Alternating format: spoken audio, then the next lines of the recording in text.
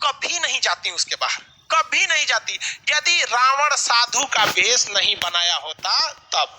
तो ये क्या खुद की पत्नी भी धोखा खा सकती है, तो आप आदमी किस दे। इसलिए जब कभी भी कोई धार्मिक चीज में अगर आए तो उसे एक बार जांच परख लीजिएगा। हम ये नहीं कहते हैं कि सब गलत है, लेकिन जांच भी, जब भी थकान होती है तो हम इसको देखते हैं, याद आती है कि जिंदगी में ये मत सोचना तुमने कितना किया, सोचना कि तुम कितना कर सकते थे। समझ में आया कि नहीं? तो कहानी मत समझिए क्या ये लीला है, समझ में आ गया? लीला तो कहते हैं रामलीला। तो रामायण, रामायण किसने रचना किया भैया? किसने? वाल्मीकि, महर्षि वाल्मीकि। वाल्मीकि, वाल्मीकि में ऐसे रहेगा ना, अंदाजे कभी कभी सही हो जाता है, कभी गलत हो जाता है। वाल्मीकि जी ने महाभारत रामायण की रचना किया। प्रारंभ में इसमें श्लोकों की संख्या जो थी 12,000 थी, लेकिन बाद में इसमें कितना हो गया? 24,000। कितने हजार हो गए? 24,000। ठीक है। रामायण के जो खंड है, क्या है? खंड है। उन्हें क्या कहा जाता है? भाग बोले तो लेसन। रामायण एक तरह का लेसन समझिए। देखिए, उस आज के चीजों से मिला लीजिएगा तो समझने में आसानी होगा। हम भाग पढ़ाते रह जाएंगे, समझ लेसन बोलेंगे तुरंत समझ में आएगा। कितना लेसन है? 7। इसके लेसन को क्या कहा जाता था? कांड। क्या कहा जाता है? कांड। कितने कांड है? 7। अब इसमें दो ही चीज पूछता है, सबसे बड़ा कांड कौन सा है? युद्ध कांड। सबसे बड़ा कांड युद्ध कांड। और सबसे महत्वपूर्ण कांड कौन सा है? सुंदर कांड। कौन सा कांड? सुंदर कांड। अक्सर देखते होंगे पंडित जी आते होंगे, क्या है भैया? तो सुंदर कांड हो रहा है, यज्ञ वगैरह होगा बहुत बड़े पैमाने पर, और पंडित जी एकदम लय में गाएंगे एकदम बढ़िया सुंदर कांड। समझ में आ गया कि नहीं आ गया? तो रामायण के खंडों को क्या कहा गया? कांड। कितने कांड है?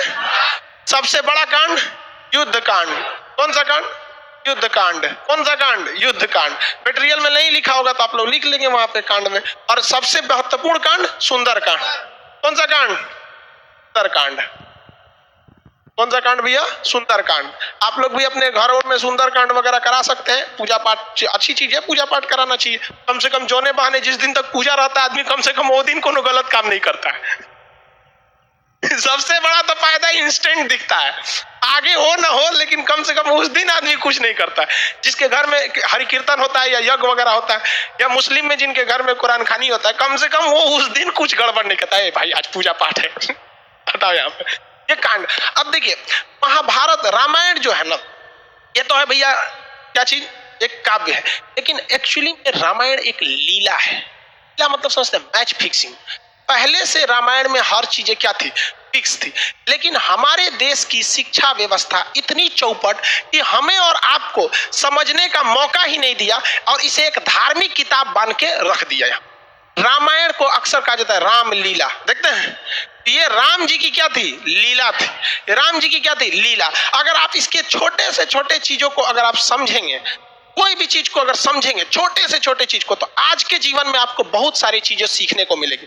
अच्छा ये बताइए, राजा दशरथ जी की पत्नी थी, वो कौन सी पत्नी थी जिन्होंने रथ में उंगली डाल के उनसे वचन मांगा? कौन थी? कैकेयी। उन्होंने क्या कहा था राजा दशरथ जी ने? हम तुम्हें एक वरदान देंगे। बदले में उन्हें क्या कहा कि हम उचित समय आने पर आपसे क्या मांगेंगे? वरदान। याद रखिएगा, आज के जीवन में अगर आप किसी से कमिटमेंट करते हैं तो तुरंत पूरा करवा लीजिएगा। ऐसा मत कहिएगा कि उचित समय आने पे हम तुम्हारे लिए करेंगे, वरना आने वाले समय राजा दशरथ जी की मृत्यु का कारण भी बने थे राम जी का वनवास। कौन बर्दाश्त करेगा वहां पे? राम जी का। लक्ष्मण जी को तो वनवास नहीं था, वो तो साथ में चले गए थे, भाई के स्नेह में चले गए थे कि नहीं? तो ये आप इसका ध्यान रखिए। ये क्या चीज था? ये आने वाले कलयुग के लोगों को दिखाने के लिए एक प्रेरणा की स्रोत थी। देखिए, आज उन सबको पता था भगवान जी को आने वाले समय में एग्रीमेंट वगैरह बहुत होगा, बिजनेस आगे जाएगा, जीएसटी उष्टी, तो कैसे खुल के थोड़े बोलेंगे कि एग्रीमेंट में ऐसे मत करना। वो दिखाया गया था कि इस लीला को समझिए, और अपने आने वाले जीवन में 100-200 साल, हजारों साल बाद आप इस जीवन में याद रखिएगा कि अगर आप किसी के प्रति एहसानमंद है तो उसका एहसान तुरंत चुकाइए। उसको अगर फ्यूचर पे टालेंगे तो हो सकता है कि आपको ऐसा जगह आके चोट देगी, फिर आपको भी काम खत्म हो जाएगा। यहाँ पे अभी याद रखेंगे, यहाँ पे आप इस रामायण में बहुत सारी चीजों को देखेंगे जो आज के वक्त में आपको अपने जीवन में बहुत काम देंगे। जब लक्ष्मण जी हिरण को ढूंढने गए थे, वो एक क्या किए थे? लक्ष्मण रेखा खींचे थे, और सीता जी से क्या कहते कि सीता जी आप इसके बाहर नहीं जाइए। कभी नहीं जाती उसके बाहर, कभी नहीं जाती। यदि रावण साधु का वेश नहीं बनाया होता तब। तो ये क्या संदेश देना चाहता है? कि हर साधु के वेश में समझा आया हुआ व्यक्ति सन्यासी नहीं होता है। कलयुग के वेश में अगर कोई भी आपका साधु बन के आता है तो हो सकता है कि वो आपके लिए लक्ष्मण रेखा पार कराने के लिए आया है। इसलिए आंख बंद करके भरोसा नहीं कीजिएगा, क्योंकि सीता जी जैसी जब वो भगवान की पत्नी जब धोखा खा सकती हैं तो हम जैसे तुच्छ मानव लोग की औकात कौन सी औकात है हमारी। और आज भी देखिए आपको तांत्रिक लोग किसी किसी नाम पे आपको ठगेंगे।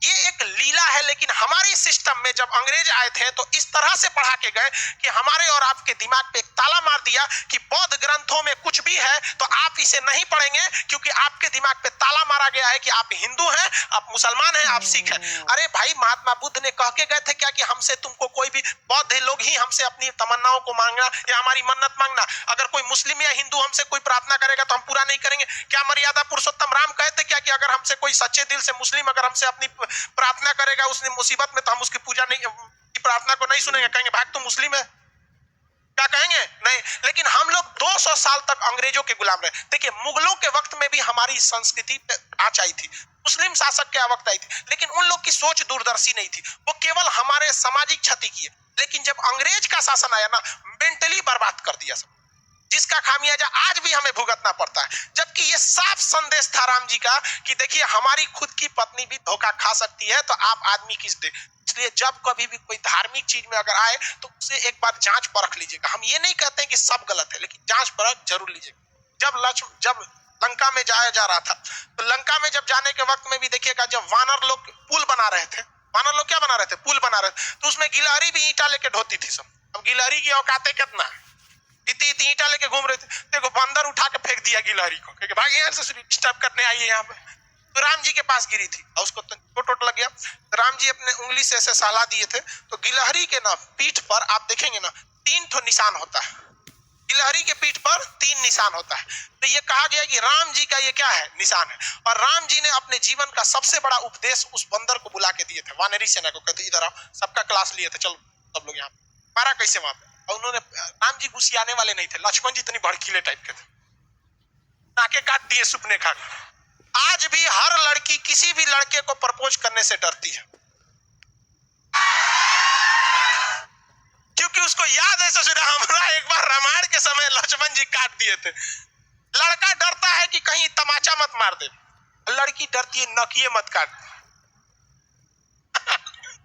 खैर ये मजाक वाली बात थी, इसको सीरियस नहीं ले। तो राम जी ने क्या कहा था कि देखो, मायने ये नहीं रखता है कि तुम कितना किए हो, मायने ये रखता है तुम कितना कर सकते हो।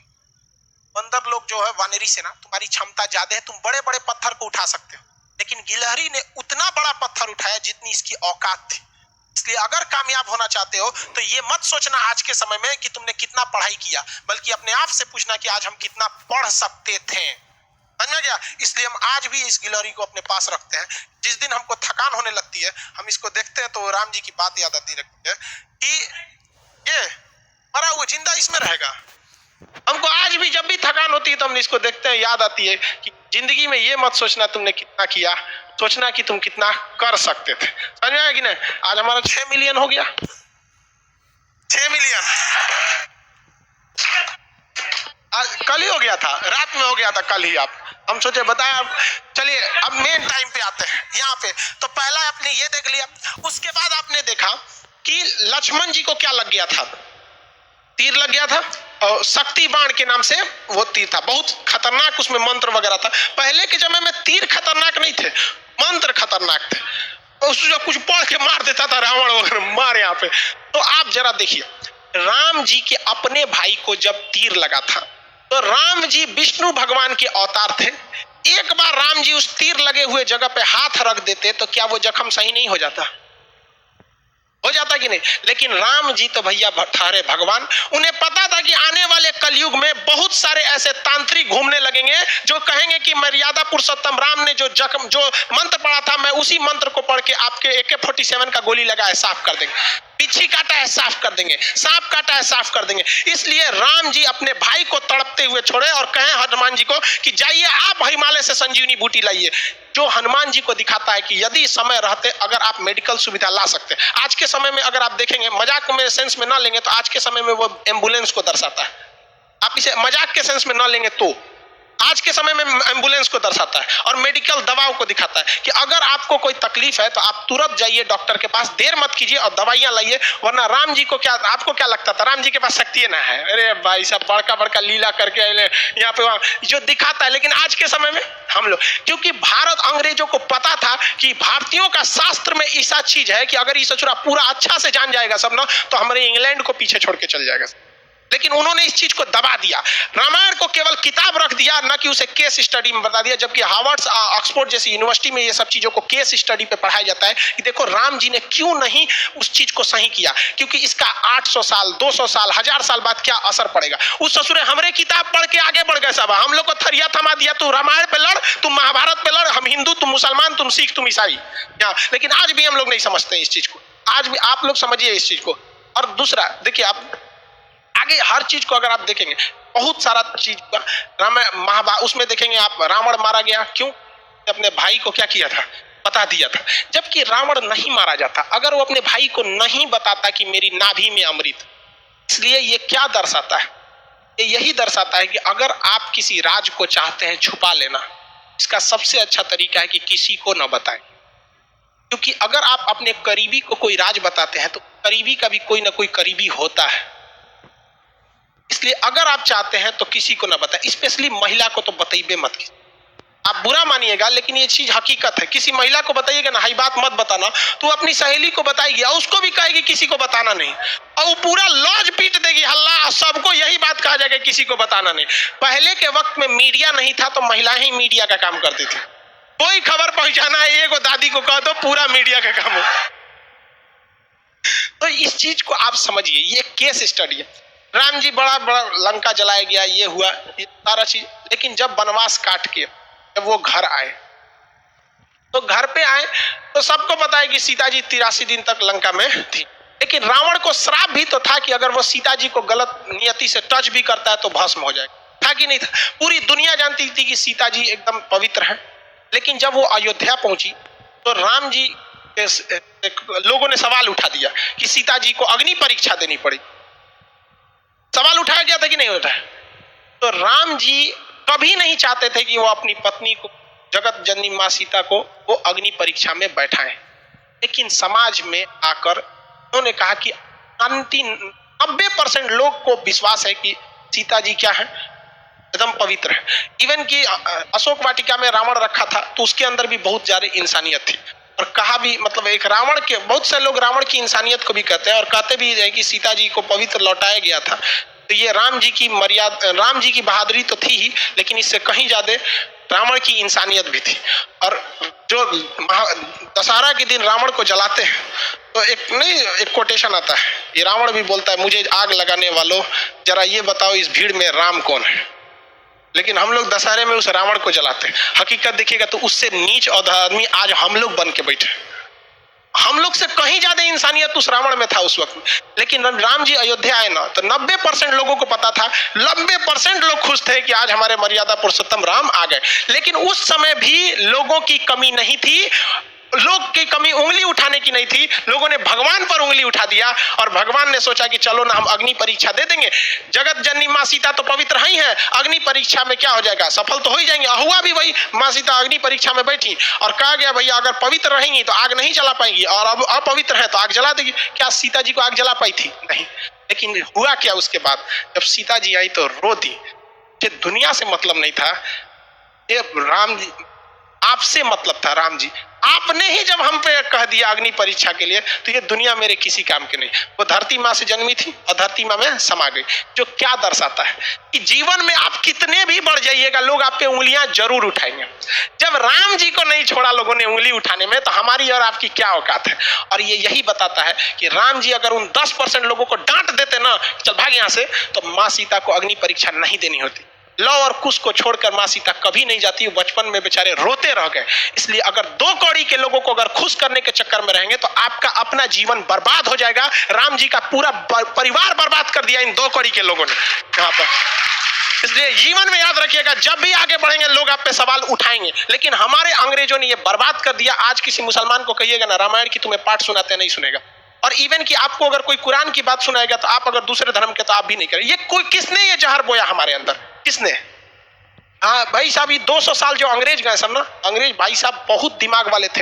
वो लोग को पता था कि भाई साहब तलवार की ताकत से, देखिए मुगल जब आए थे सब तो वो तलवार से लोगों को काटे थे सब, और अंग्रेज आए सब तो कलम से लोगों को काटा गया। और वो खुद लिख के गए थे, the power of pen is more than the power of sword. कलम की ताकत तलवार से ज्यादा होती है। हमारा वैचारिक नपुंसक बना के चले गए सब अंग्रेज, हमारी शिक्षा व्यवस्था को बर्बाद कर दिया। और इसे लड़ने का काम किया था राजीव दीक्षित ने, और इसमें किसी न किसी की चाल थी जिन्होंने राजीव दीक्षित को आकस्मिक मृत्यु कर दिया, और जो हमारे वैचारिकता को एक ग्लोबल लेवल पर ले जा रहे थे। तो खैर आप भी समझते हैं, इस सब चीज में मत पड़िएगा, धार्मिक चीजें गलत होती है, लेकिन हम लोग इसके शिकार हुए हैं, हम लोग को शिकार बनाया गया है ये अंग्रेजों ने। नजरों को समझ में नहीं आता, धीरे धीरे विकास होगा। लेकिन आप अगर समाज को देखेंगे ना, तो समाज का एक ऐसा हिस्सा है जो अब इस सब चीजों से हट रहा है। उसे नहीं मतलब है कि धार्मिक चीजें क्या है, हिंदू मुस्लिम सिख ईसाई क्या है, वो अब इंटेलेक्चुअल पे जा रहा है। लेकिन समाज का एक हिस्सा ऐसा भी है जो ससुरा इसमें और ज्यादा क्या होते जा रहा है, बनते जा रहा है। अगर आप पढ़े लिखे हैं, आप इस चीज को समझिएगा। तो रामायण क्या है, एक तरह की लीला है जो बताता है कि भाई साहब आप सबको संतुष्ट नहीं कर सकते। बेहोश हो गया क्या कोई? अभी के समय में मोदी जी सबको बना रहे हैं। देखिए बाबू, आप ध्यान से समझिए, ऐसा नहीं है, बैठिए। देखिए आप अगर आप पॉलिटिकली देखिएगा तो शायद हम और आप भी अगर प्रधानमंत्री रहेंगे ना, तो शायद बहुत मुश्किल हो जाएगा हमारे और आपके करने के लिए। क्योंकि वहां बैठे हुए आप लोग, आप जैसे सोचिए, वहां बैठे आपको बैठने के लिए सीट नहीं मिला है, यहाँ लड़के जमीन पे बैठे हैं, आपकी शिकायत है गेट खोलना, लेकिन सब अपनी शिकायत जानता है। किसी को पता हमारा सामने तकलीफ कौन सी। तो जब आप एक बड़े लीडर हो जाते हैं ना, एक और रही बात मोदी जी की, कहते हैं कि मोदी जी भी मतलब ये कर रहे हैं, सबसे बड़ा इस देश में करप्शन का काम किसने किया था? अंग्रेजों ने किया था। देखिए ध्यान से, उन्होंने किस तरह से चोट किया था। उन्होंने क्या किया कि जब भारत में कहीं भी गलत काम होता था और कोई भी व्यक्ति उस गलत काम के खिलाफ आवाज उठाता था, तो उसके घर को जला देते थे सब अंग्रेज, और उनको अंडमान निकोबार में ले जाकर फांसी दे देते थे सब।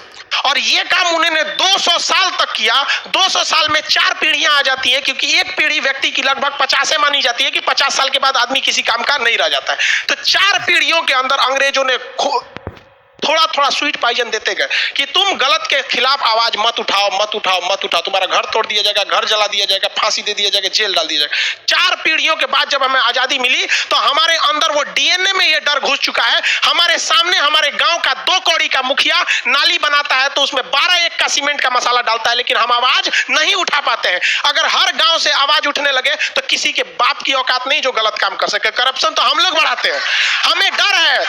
हम सवाल उठाते हैं अपने प्रधानमंत्री पे, हम सवाल उठाते हैं मुख्यमंत्री पे, अपने पे सवाल उठाएं कि हमारी औकात नहीं है कि हम अपने मुखिया के सामने आवाज उठा सके। और ये जो लोग कहते हैं करप्शन वाले, ये गांधी को गाली देते हैं। गुलामी में वही गांधी था जो अंग्रेजों की महारानी के खिलाफ आवाज उठा दिया था कि तुम गलत हो, और हम लोग अपने मुखिया के खिलाफ आवाज नहीं उठा पाते।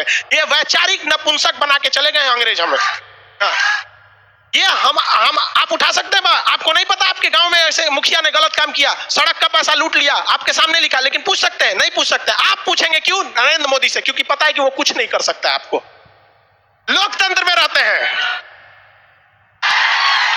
लेकिन मुखिया के सवाल नहीं पूछ सकते। जानते हैं मुखिया कल को उठवा लेगा आपसे, उठवा लेगा कि नहीं उठा लेगा? आप नीतीश कुमार को गरिया देते हैं क्योंकि जानते हैं कि वो बेचारा, उनके संविधान ने हाथ बांध के रखा है, कुछ नहीं कर सकता। अपने गांव के वार्ड मेंबर को कुछ नहीं कर सकते। उठा लेगा, राते को धो देगा 4 लाठी, शांत दे देगा, और सब गांधीगिरी निकल जाएगा वहां। जिस दिन भारत के 120 करोड़ 130 करोड़ लोगों के 260 करोड़ हाथ एक साथ अगर उठ जाए करप्शन के खिलाफ, किसी के बाप की औकात नहीं है जो भारत मां का 1 रुपया लूट के दिखा सके। लेकिन हम लोग क्या कर सकते हैं? हमारे जैसे टीचर ज्यादा जान फड़फड़ाएगा तो मरवा देगा सब ससुरा हमरों को। ज्यादा राजीव दीक्षित भी अंग्रेजों के खिलाफ ऐसे ही उड़ रहे थे। वो 200 साल पहले की चीजों को उठाए थे, हमारे उड़ा देगा सब। यहाँ पहले ही 6-7 गो बम चल चुका है।